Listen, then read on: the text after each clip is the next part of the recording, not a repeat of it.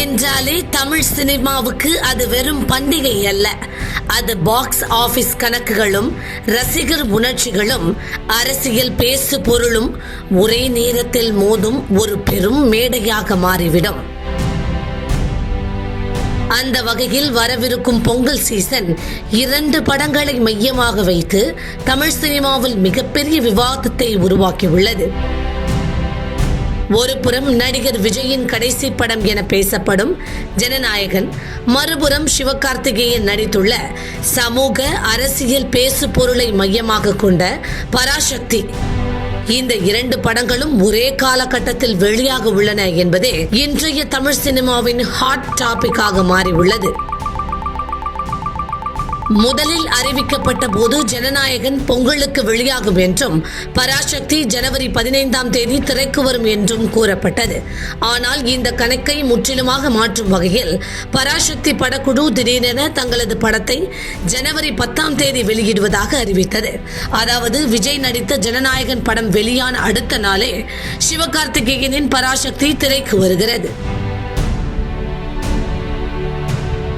இந்த அறிவிப்பு தான் தமிழ் சினிமாவின் ரசிகர்கள் மத்தியில், குறிப்பாக விஜய் ரசிகர்களிடையே கடும் கோபத்தையும் பரபரப்பையும் உருவாக்கியுள்ளது. ஏனென்றால் ஜனநாயகன் என்பது ஒரு சாதாரண படம் அல்ல, அது விஜயின் கடைசி படம்.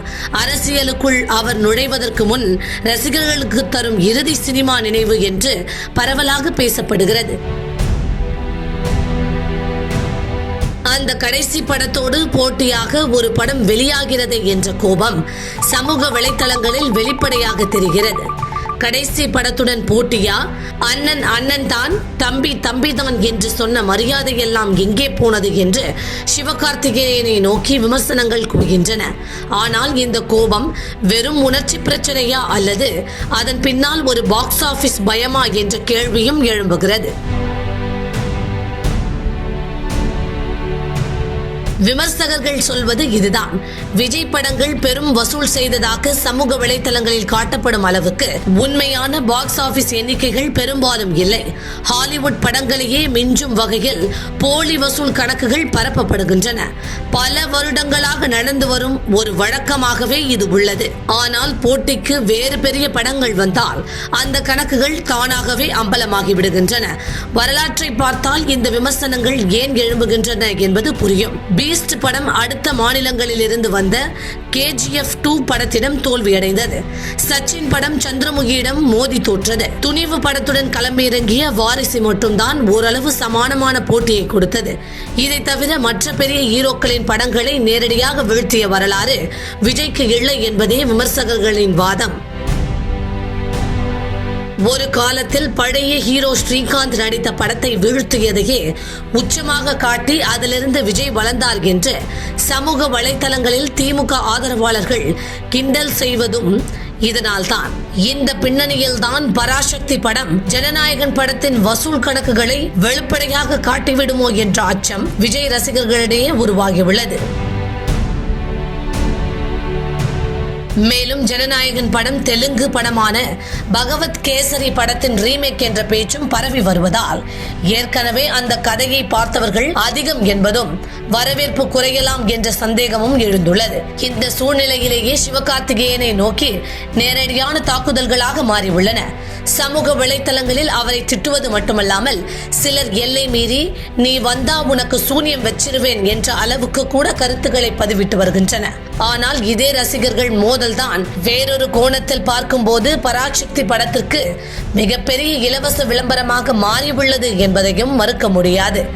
வள்ளுவர் கோட்டத்தில் ஹிந்தி எதிர்ப்பை மையமாக வைத்து அமைக்கப்பட்ட டென்ட் கோட்டாய் விளம்பரம் பொதுமக்கள் மத்தியில் பெரும் கவனத்தை ஈர்த்துள்ளது. அங்கு தினமும் கூட்டம் அள்ளுகிறது.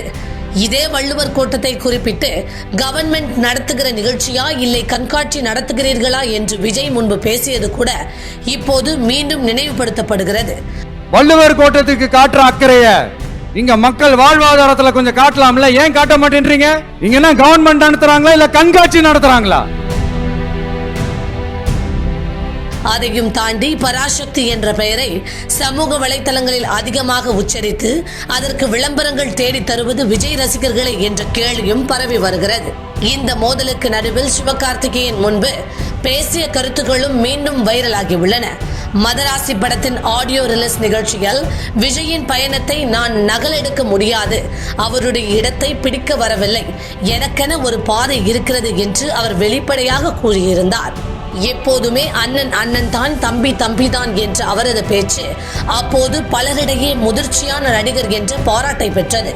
ஆனால் இன்று அதே விஜயின் படம் வெளியாகும் நேரத்தில் சிவகார்த்திகேயனின் படம் திரைக்கு வருவது அந்த பேச்சுக்களை கேள்விக்குள்ளாக்கும் வகையில் சிலருக்கு தோன்றியுள்ளது. இதற்கு பதிலாக சிவகார்த்திகேயன் ரசிகர்கள் வலுவாக குரல் எழுப்புகின்றனர். படம் வெளியிடும் தேதி என்பது நடிகர் முடிவு அல்ல, தயாரிப்பாளர் மற்றும் விநியோகஸ்தர்கள் வணிக முடிவு. ஒரு நடிகர் இன்னொரு நடிகருக்காக தன் படத்தை ஒத்திவைக்க வேண்டிய எந்த விதியும் இல்லை. மேலும் சிவகார்த்திகேயன் எப்போதுமே விஜயை மரியாதையுடன் தான் பேசியுள்ளார். அவரை தனது இன்ஸ்பிரேஷனாகவே குறிப்பிட்டுள்ளார். இதற்கிடையே ஜனநாயகன் படம் வெளியீட்டிலேயே சில சிக்கல்களை சந்தித்து வருவதாகவும் பேசப்படுகின்றன. ஆந்திரா, தெலுங்கானா போன்ற மாநிலங்களில் வெளியீட்டு பிரச்சனைகள், ஹிந்தி மார்க்கெட்டில் குறைந்த ப்ரமோஷன் ஆகியவை அந்த படத்தின் வசூல் மீது தாக்கம் ஏற்படுத்தலாம் என்று கூறப்படுகிறது. மறுபுறம் பராசக்தி படம் சமூக மற்றும் அரசியல் பேசுபொருளை மையமாக வைத்து உருவாக்கியுள்ளதாக தகவல் வெளியாகி வருகின்றன. மொத்தத்தில் ஒருபுறம் விஜயின் கடைசி படம் என்ற உணர்ச்சி, மறுபுறம் சிவகார்த்திகேயனின் வளர்ந்து வரும் மார்க்கெட் மற்றும் அரசியல் பேசுபொருள், இந்த இரண்டிற்கும் இடையில் உருவான ரசிகர் மோதல்தான் இப்போது தமிழ் சினிமாவின் மைய விவாதமாக மாறியுள்ளது. பொங்கல் திரைக்கு வந்த பிறகு உண்மையில் வெற்றி பெறப்போவது எந்த படம் என்பது மட்டுமல்ல, ரசிகர் உணர்ச்சியா, பாக்ஸ் ஆபீஸ் உண்மையா, அரசியல் பேசு பொருளா என்ற கேள்விக்கும் அதுவே பதில் சொல்ல போகிறது.